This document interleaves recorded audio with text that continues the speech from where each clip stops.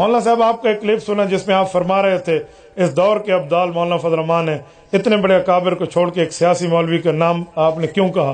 میں آج بھی کہتا ہوں ولیوں کے امام مولانا فضل الرحمان ہے، میں تو آج بھی قائم اور دائم ہوں، میں تو آج بھی اس شخص کو علماء کا امام مانتا ہوں، میں ڈڈوں دے نال کھڑوتا ہوں، کوئی اتو اتو نہ کھڑا۔ یہ کوئی بات ہے یار؟ وہ بندہ وہ کام کر رہا ہے جو صحیح مسلم میں حضور کا فرمان موجود ہے، وہ کوئی کر رہا ہے، آؤ وہ میں سناتا ہوں وہ کیا فرمان ہے۔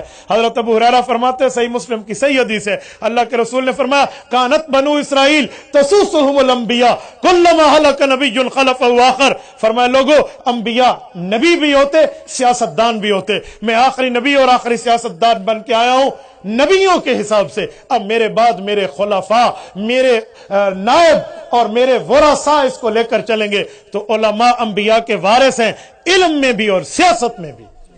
سیاست کی وراثت اگر ملک پاکستان اور عالمی سطح پہ کوئی لے تو اس لیے قرآن مجید نے اس نظام کا رد کیا۔ پھر بعض مولوی اپنی گندی سیاست کے لیے، اس دن ایک مولوی دلیل دے رہا تھا اور وہ کہہ رہا تھا مسلم کی حدیث ہے کہ کانت بنو اسرائیل کے جتنے بھی نبی تھے تسوسهم الانبیاء، وہ سارے نبی سیاست کرتے تھے، اور کلما ہلک نبی خلفہ نبی، جب ایک نبی فوت ہوتا اس کے بعد دوسرا نبی آ جاتا، اور آپ نے فرمایا وَإِنَّهُ لَا نَبِيَّ بَعْدِي، میرے بعد کوئی نبی نہیں آئے گا۔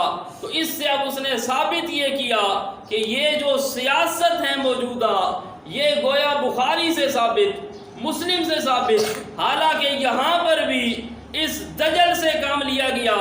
امام الانبیاء صلی اللہ علیہ وسلم کی پوری حدیث بیان نہیں کی، وہاں پر حدیث میں لفظ آخر میں یہ تھے، آپ نے فرمایا وَإِنَّهُ لَا نَبِيَّ بَعْدِي، آپ نے فرمایا میرے بعد کوئی نبی نہیں آئے گا، اور وَسَتَكُونُ خُلَفَاء، آپ نے فرمایا ہاں میرے بعد خلفاء ہوں گے۔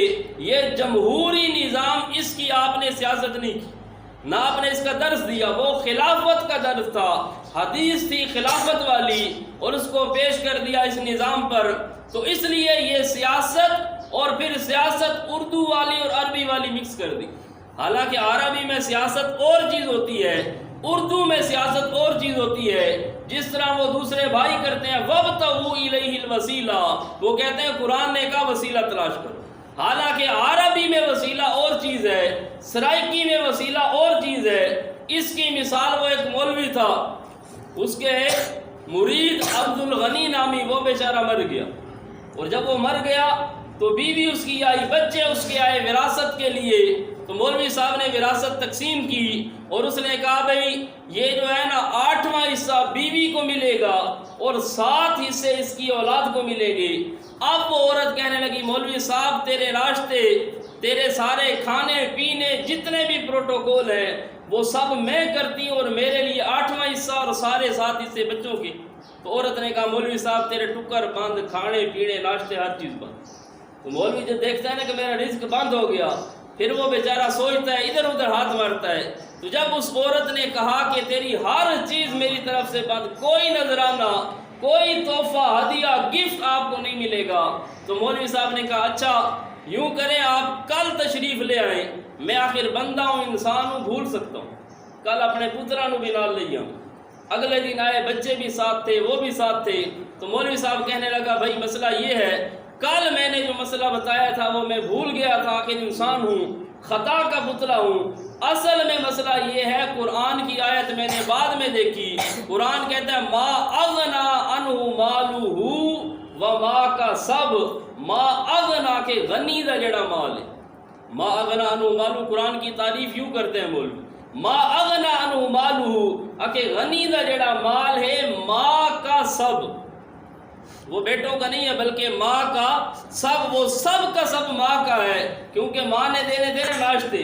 تو اس لیے اس نے کہا کہ ما اغنا عنہ مالہ و ماں کا سب، کہ غنی دا سارا مال ماں کا۔ اب اس بے وقوف مولوی کو کوئی بتائے بھئی یہ عربی والی ماں ہے، عربی میں ماں کا اور معنی، سرائکی میں ماں کا اور معنی۔ اب جب اس نے عربی والی ماں کو سرائکی والی ماں بنایا تو معاملہ سارا خراب ہو گیا۔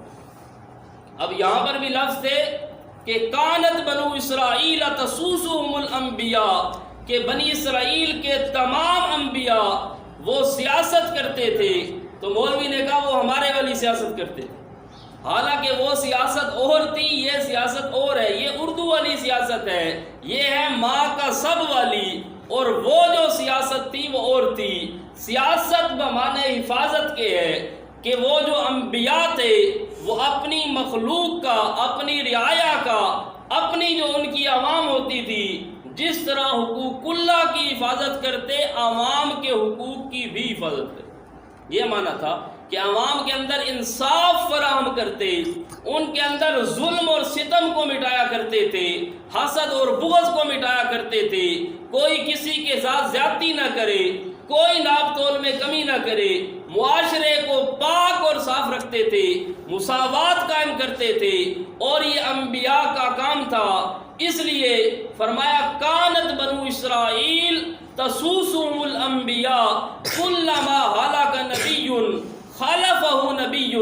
جب کوئی نبی فوت ہوتا اللہ کسی اور نبی کو بھیج دیتے، اور آپ نے فرمایا وَإِنَّهُ لَا نَبِيَّ بَعْدِي، ہاں یہ ہے کہ میرے بعد اب نبی کوئی نہیں پیدا ہو سکتا، میرے بعد نبی بن کوئی نہیں سکتا. آپ نے فرمایا سَيَكُونُ بَعْدِي خُلَفَاء، ہاں میرے بعد خلافت کا نظام ہوگا. تو اس لیے اللہ رب العزت نے جو نظام دیا وہ نظام خلافت ہے. اس میں ڈائریکٹ اللہ کا نبی ہو یا اس کا جانشین ہو، اس کا نائب ہو، وہ اللہ رب العزت کے پیغام کو، قرآن اور سنت کو امت پر لاگو کرتا ہے. اور ہمارے ہاں جس کو ہم سیاست سمجھتے ہیں، اس کے اندر تو سب برابر ہے، اس کا اسلام سے کوئی تعلق نہیں.